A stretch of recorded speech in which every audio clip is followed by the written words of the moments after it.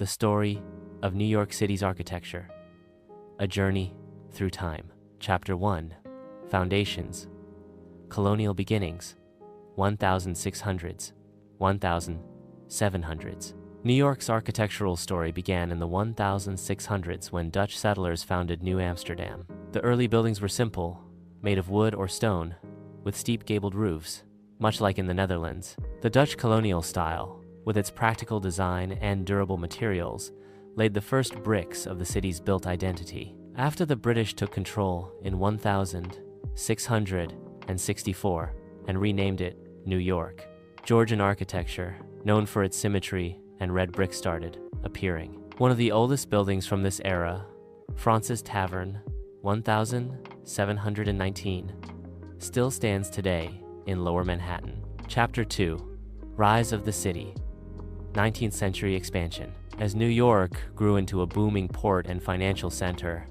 its architecture began to reflect ambition and affluence. Greek Revival and Gothic Revival became popular in the early 1800s. Think of Trinity Church, 1846, a Gothic spire that once dominated the skyline. The cast iron district of Soho emerged in the mid-1800s with buildings like the Half-Welt Building, 1857, the world's first with an elevator.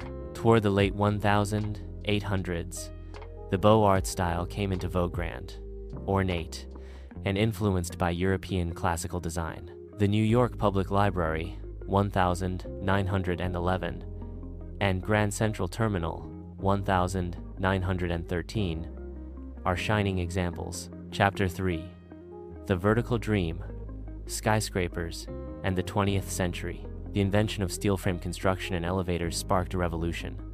The skyscraper.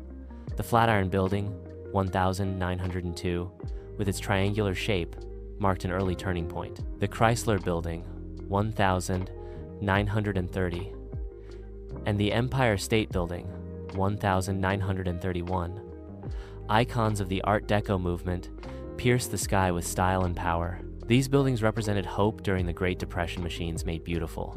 Meanwhile, urban planning saw innovations too.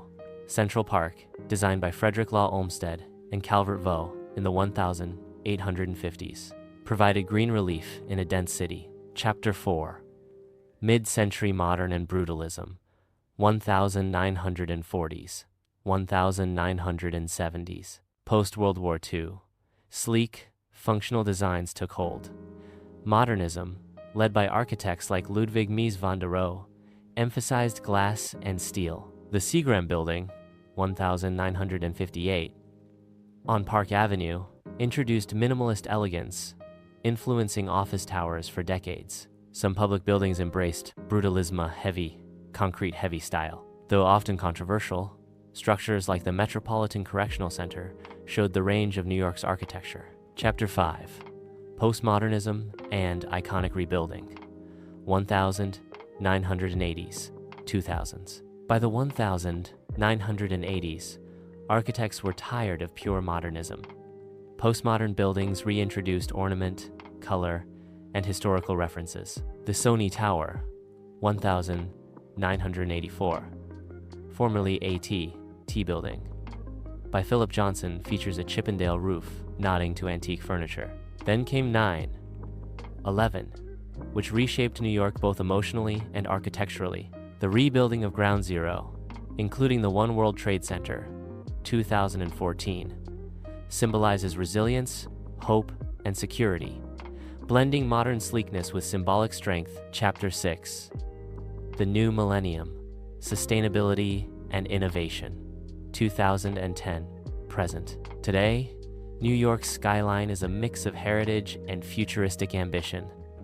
Green architecture and LEED-certified buildings are everywhere. The Bank of America Tower, 2009, is among the greenest skyscrapers in the world. Architecturally daring projects like the vessel at Hudson Yards and the Edge Observation Deck show off cutting-edge engineering.